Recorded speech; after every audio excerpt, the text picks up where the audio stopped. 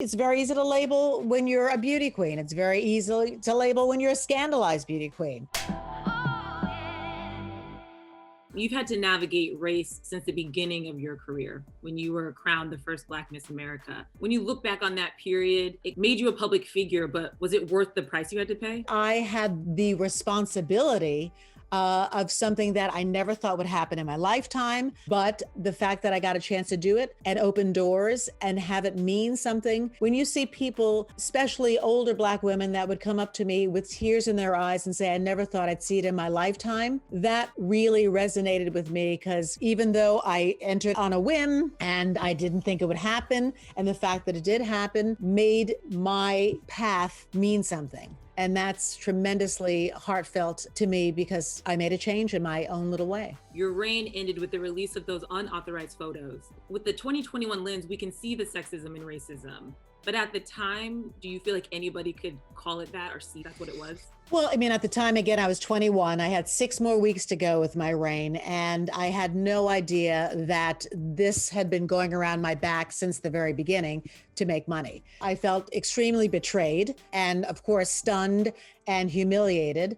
And it's very easy to label when you're a beauty queen. It's very easy to label when you're a scandalized beauty queen. So that was a tremendous obstacle for me to have to break through. And it took years.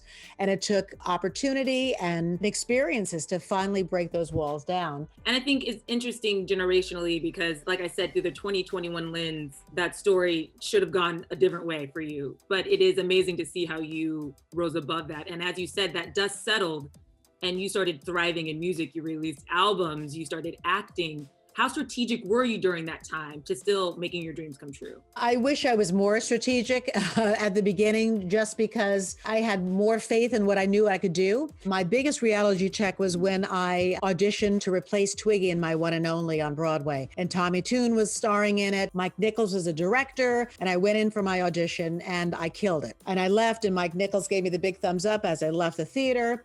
And I did not get it. And I found out years later from Mike Nichols himself, and he said, oh, you never want to really know what happened that day? You did a great audition, you left. And I turned around and said to Lee Gershwin, who is Ira Gershwin's widow and head of the estate, wasn't she terrific? And she said, over my dead body will that whore be in my show.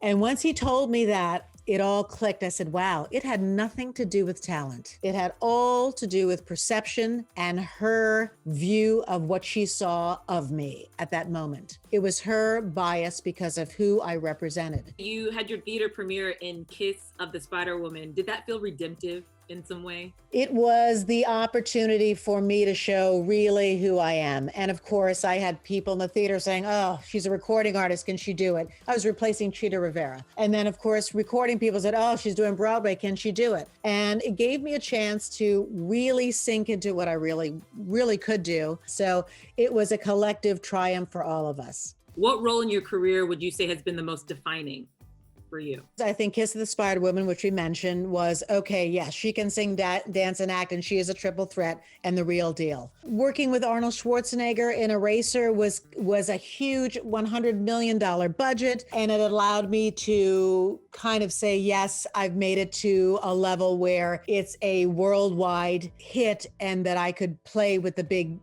fellas and be in a big action film. Recording would have to be saved the best for last, because with the naysayers, Right Stuff came out and it was a hit for week after week, #1 on the charts. It's like, okay, well, I guess she's here to stay. And for television, it would be Ugly Betty and Wilhelmina Slater. And I got 3 Emmy nominations from that as well. So that would be the role that I would think was the defining TV role. Tell me about the work that you're doing with Black Theater United. Black Theater United came about after the death of George Floyd, and we wanted to know what we could do. Part of our mission is for advocacy, and it's been about inclusion and diversity and changing the landscape of theater. Not only more programming to see more Black shows, but down to ushers and unions and stagehands and staffing and creative teams, directors, producers, casting, board members. All those things are being introduced in terms of change and inclusion.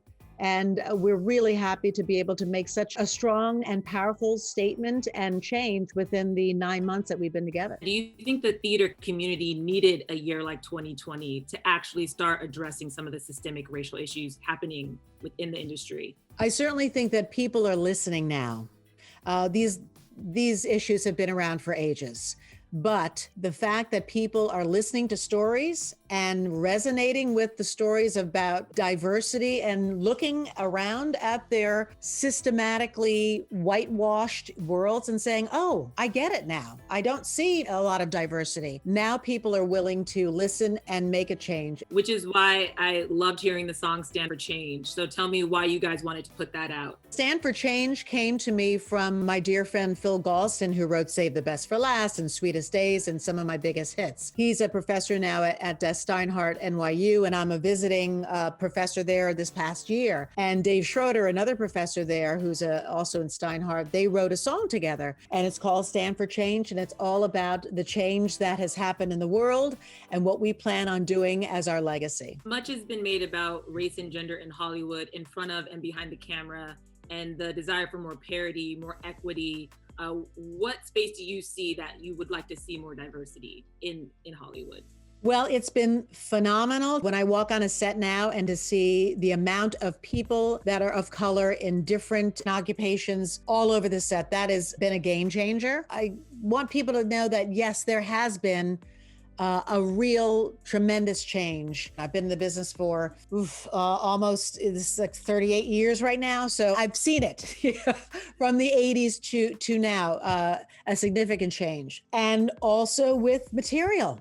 I mean, you go on Netflix and there's a plethora of documentaries and features and television shows that are diverse and have diverse casts and diverse themes. So again, we're there. Can there be more? Of course there's more, but I see it.